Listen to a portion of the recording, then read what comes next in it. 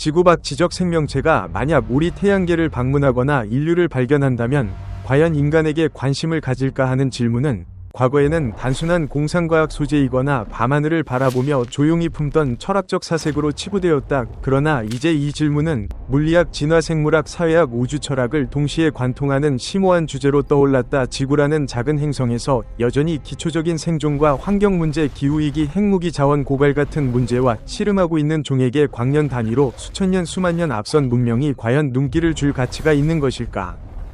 이 질문에 답하려면 먼저 관심이라는 감정 또는 기능 자체의 본질부터 살펴보아야 한다. 관심은 근본적으로 차이 희소성 가능성의 척도이다. 만약 고등 지구 밖 지적 생명체가 존재한다면 그들이 호모 사피엔스에게 보내는 시선은 바로 이 세 가지 요소에 의해 결정될 것이다. 현재 과학적 이해를 바탕으로 보자 인류가 알고 있는 물리학과 생물학에 따르면 탄소 기반의 액체 상태의 물을 필요로 하는 생명 형태는 우리 은하 안에 결코 드문 것이 아니다. 드레이크 방정식은 아직 불확실한 변수가 많지만 통신 가능한 문명이 은하계에 상당수 존재할 가능성을 시사한다. 그러나 결정적인 것은 기술 격차이다. 만약 상대 문명이 칼다쇠프 척도에서 타입 2, 즉 항성 전체의 에너지를 활용하는 단계 또는 타입 3, 즉 은하 전체의 에너지를 장악하는 단계에 도달해 있다면 현재 인류의 에너지 소비량은 우주적 척도에서 보면 탐지 한계조차 훨씬 또는 미미한 수준에 불과하다. 그들은 물질 자원도 거의 필요 없을 가능성이 높다. 초고등 문명이라면 분자 구름이나 초대질량 블랙홀, 심지어 진공 에너지로부터 지구보다 훨씬 효율적으로 물질과 에너지를 얻을 수 있기 때문이다.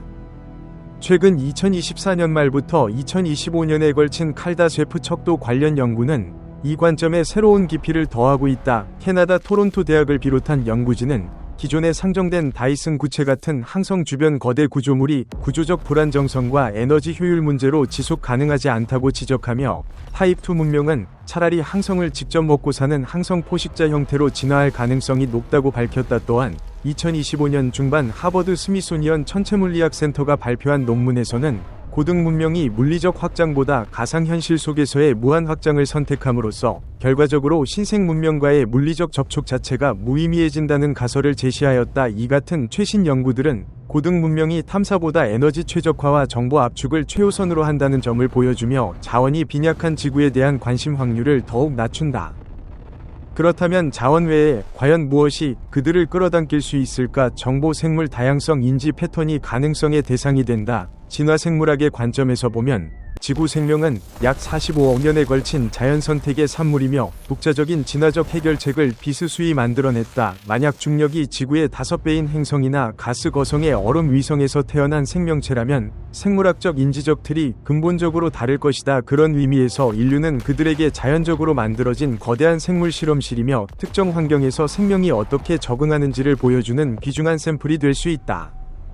지구 밖 생물학자들이 있다면 그들이 주목할 것은 DNA 복제 기작, 복잡한 면역 체계의 관리, 특히 위식과 상징 언어의 출현 같은 인류만의 독특한 메커니즘일 것이다. 언어 진화를 예로 들면 인간의 언어는 깊은 문법 구조 추상 표현 세대를 넘어서는 문화 전달이라는 놀라운 성취를 이루었다. 만약 지구 밖 문명이 전자기파 자체를 의사소통 수단으로 쓰거나 몸을 순간적으로 재구성하거나 양자 수준에서 직접 소통한다면 왜 인류는 순서 있는 음성 및 시각 신호에 의존하는 시스템을 만들었는지 그 이유를 밝히는 것은 그들에게 매우 매력적인 연구 주제가 될 것이다. 마찬가지로 물질적 실리가 없는 예술이나 종교가 행동에 강한 영향을 미치는 현상도 의식의 본질을 탐구하는데 극히 귀중한 데이터를 제공한다. 아무리 고등 문명이라 해도 의식이란 무엇인가는 여전히 풀리지 않은 위대한 수수께끼로 남아있을 가능성이 크다.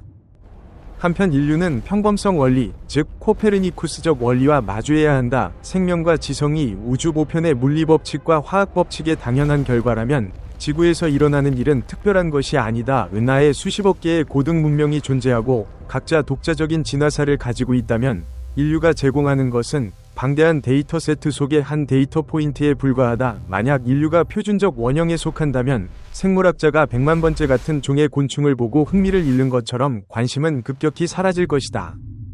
2025년 11월 기준으로 미국 항공우주국이 확인한 외계 행성은 6,000개를 넘어섰고 발견 속도는 계속 가속화되고 있다. 2025년 10월에 발견된 근처 적색 외성 주변의 슈퍼지구는 차세대 망원경으로 생명 징후를 탐지할 수 있는 위치에 있으며 11월에 발표된 118광년 거리의 행성은 거주 가능성이 매우 높으며 9월 연구에서는 처음으로 지구형 대기를 가질 가능성이 제시되었다. 이러한 연이은 발견은 지적 생명이 사실은 흔한 존재일 수 있음을 강하게 시사하며 단일 사례인 인류의 희소성을 계속 희석시키고 있다. 세 번째로 가장 우려되는 부분은 목적과 윤리이다. 지구 밖 문명의 관심이 우리가 소중히 여기는 도덕 원칙과 일치할 보장은 어디에도 없다. 그들의 관심 기준은 완전히 이질적일 수 있다. 예를 들어 그들의 궁극적 목적이 의미 있는 엔트로피의 극대화나 최복잡 계산 시스템 구축이라면 인류는 일시적인 생물 프로세서에 불과하고 더 나은 계산 솔루션이 나타나면 바로 폐기 대상이 될 것이다. 지구의 재난은 그들에게 사소한 기술적 오류이거나 오히려 매력적인 에너지원으로 보일 수도 있다. 가능한 시나리오를 살펴보자.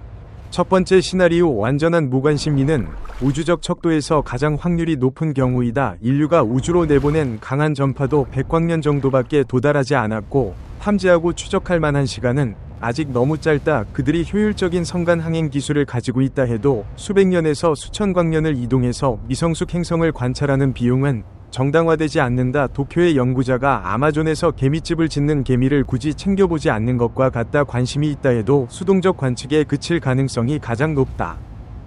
두 번째 시나리오 체계적인 학술적 관심 동물원 가설 고등 문명은 이미 인류를 발견했지만 진화의 자연성을 유지하거나 인류가 접촉 충격을 견디지 못한다고 판단해 의도적으로 모습을 숨기고 있다는 가설이다. 2025년 10월 외계 지적 생명 탐색 연구소 보고서에 따르면 탐지 후 대응 프로토콜 개정이 진행 중이며 국제적 대응 지침이 논의되고 있다. 그들은 현재 인류 기술로는 탐지 불가능한 방식으로 전쟁 해결, 환경 관리, 정치 구조 진화를 관찰하고 있을지도 모른다. 인류의 혼란은 자기 조직화와 자기 파괴의 전형적인 모델 사례로서 귀중한 연구 대상이 된다.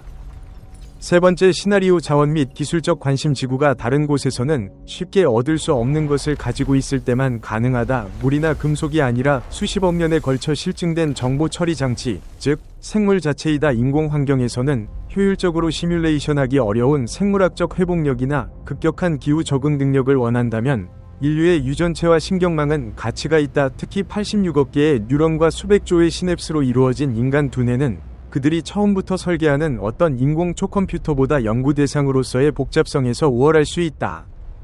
만약 그들이 이미 대부분 기계 실체로 옮겨간 고도로 기계화된 문명이라면 유기 생물에 대한 관심은 베테랑 소프트웨어 엔지니어가 초기 기계식 계산기를 보는 정도, 즉 흥미로운 골동품 수준일 것이다. 그러나 생물 프로세서의 한계인 느린 처리 속도, 끊임없는 에너지 유지 필요성, 랜덤 오류 취약성이 오히려 경직된 프로그램에서는 얻을 수 없는 창발적 창의성과 돌파적 적응성을 낳는다는 점은 그들에게도 배울 가치가 있을 수 있다.